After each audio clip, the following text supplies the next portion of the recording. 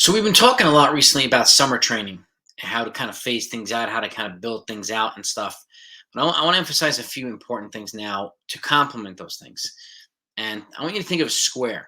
Okay, on one corner are your strengths, the other corner are your weaknesses.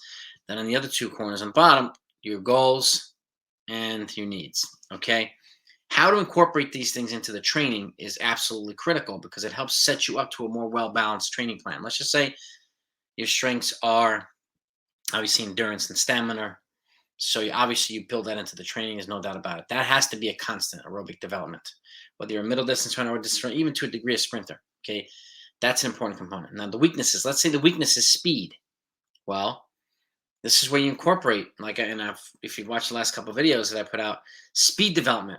Okay, you get to your goal volume for that you want to maintain for the summer, and then you start to incorporate slowly speed and leg speed development. So whether it be hill running of a short degree, flat running short degree, but this teaches you how to build that leg speed and that rhythm, okay, which complements a lot of the other parts of the training that you do, okay, and how you do it in a way helps not only propel your speed but when to use it as well.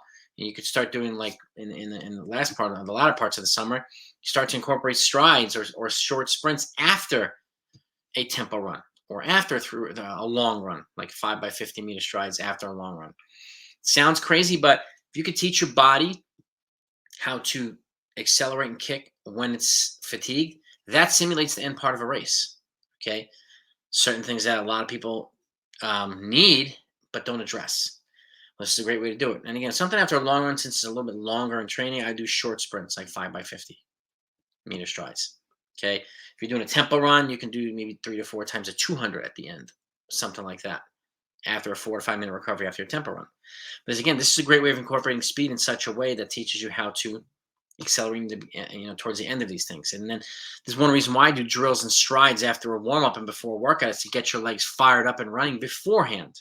So there's a lot of different ways to incorporate speed development. This isn't a weakness. So, and again, if your weakness is endurance, but your strength is speed, then you start to build a little bit longer volume. You start to add to the long run, start to add a slight amount of volume per week. But remember the adaptation phase. Your body needs to adapt to whatever you're increasing, whether it be speed or intensity. Hopefully not both at the same time. Called periodization. Body needs time to adapt to something. Let it adapt for a couple weeks, then you increase it or modify it. Give it another couple of weeks to adapt. And again, this also helps make sure that your training doesn't become stale. So ultimately the goal is to get you running your best when it counts the most. So strength and weaknesses, when your needs are generally based on your weaknesses. So I need to work on this. I need to incorporate this. And remember, everybody's strengths are not the same. So this is where coaching with the eye is important, just as important, or if not more important, than coaching with the watch. It's up to you to decide or figure out, learn, whose strengths are what. And if you have a chance to write them down in a book. So you can build their training around it. And again, not everybody's training has to be drastically different. Okay, so you might have a couple of folks do 5 by 50 strides after a tempo. You might have these folks do hundreds. You might have those folks do 300s. Like it's that. This is where you can make individualized component, adjustments to training. Even though you want to keep the meat and potatoes and the staple of training the same, which is fine, but you can modify some things here too. So, and then what do? You tie those three things into what your goals are. What are your goals for the season? Cross country season is going to be in the fall. How do we build this stuff in a way so that we're ready to tackle the next hurdle, right? And then tackle the next hurdle, the next one, the next one. How do we slowly build? So again, we're running our best during championship season and not 4 to 6 weeks too early. Okay. These are all important components. And I just wanted to focus on this today. Okay. Keep it short and simple, but tying them in together, building to the point where you can tie them in together is absolutely important. If you're a coach or an athlete, I really hope that you incorporate this stuff. I encourage you to do this. Okay. This is where, if you don't have a coach, you can become a coach. Okay. Of your own. Become your own coach. And having this type of information can help give you the insight to make the best decisions possible for your training.